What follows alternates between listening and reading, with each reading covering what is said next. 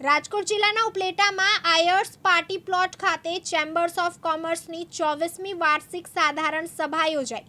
સભામાં કેન્દ્રીય મંત્રી મનસુખભાઈ માંડવિયા તથા ઉપલેટા નગરપાલિકાના મહિલા પ્રમુખ વર્ષાબેન ગજેરાનું સન્માન કરવામાં આવ્યું તથા ચેમ્બર્સ ઓફ કોમર્સની વાર્ષિક કામગીરી તથા હિસાબો રજૂ કરવામાં આવ્યા, જે સર્વાનુમતે મંજૂર કરવામાં આવી. મીટિંગ શરૂ થતાં પહેલગામમાં આતંકી હુમલામાં મૃત્યુ પામેલ લોકોને 2 મિનિટ મૌન રાખી શ્રદ્ધાંજલિ આપી.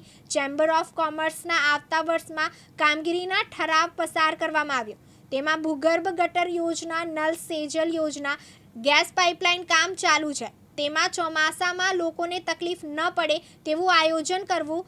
મોજ નદીના પુલને ભારે વાહનો માટે બંધ કરાયેલ છે, તેને તાત્કાલિક ધોરણે ચાલુ કરવાની માંગ. શહેરમાં વેપારીઓને નવા સિક્કા વિતરણ કરવા, રેલવે સુવિધા વધારવી, આવા તમામ કામો માટે ચેમ્બર સક્રિય ભૂમિકા કરશે. હું Rameshbhai Panera, chamber of commerce and industries ઉપલેટાના પ્રમુખ. અમારી આજે 24મી વાર્ષિક સાધારણ સભા 2023-24-25ની મળી. એમાં વર્ષાબેન ગજેરાનું સન્માન તથા મનસુખભાઈ માંડવિયાનું સન્માન હતું, પણ અનિવાર્ય સંજોગો સાથ એ પહોંચી શકેલ નથી. એમના અને ચેમ્બર ઓફ કોમર્સના સભ્યોનું સૂચન અમે સ્વીકાર્યું. અમારી આવતી 25મી વાર્ષિક સાધારણ સભા, જેને કે સિલ્વર જ્યુબિલી વાર્ષિક સાધારણ સભા અમે ઉજવીશું અને સિલ્વર જ્યુબિલી વર્ષ ઉજવીશું.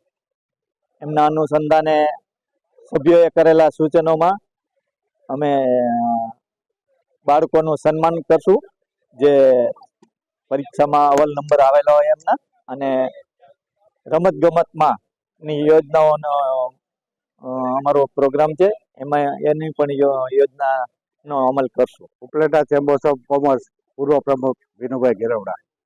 આજ રોજ ઉપલેટા ચેમ્બર્સ ઓફ કોમર્સની 24મી વાર્ષિક સાધારણ સભા આર્યસ પાર્ટી પ્લોટમાં મળી ગઈ.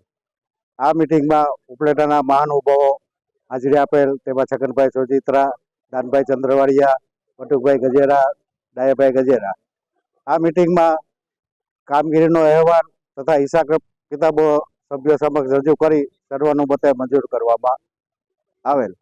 આ મિટિંગમાં આવતા વર્ષ માટેના કાર્યક્રમની પણ જાહેરાત કરેલ અને ચાલુ વર્ષમાં જે નગરપાલિકાના વર્ષાબેન ગજેરાનું સન્માન કરેલ, સાથે મનસુખભાઈ માંડવિયાનું પણ સન્માન કરેલ.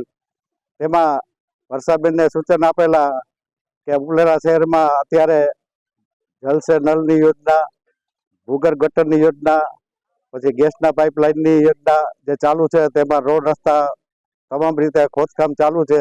તેમાં લોકોને કોઈ ચોમાસામાં અગવડ ન પડે અને લોકોની સુખાકારી માટે સારી વ્યવસ્થા થાય એવા સૂચનો પણ અમે તેમને કરેલા છે, જે ભવિષ્ય માટે આપણે આ ચોમાસું આવે એ પહેલાં એમાં ધ્યાન આપવાનું પણ અમે સૂચન કરેલ છે. અને ચેમ્બર્સ ઓફ કોમર્સ આ તમામ બાબતમાં ધ્યાને લઈ અને આગળની કામગીરી કરશે.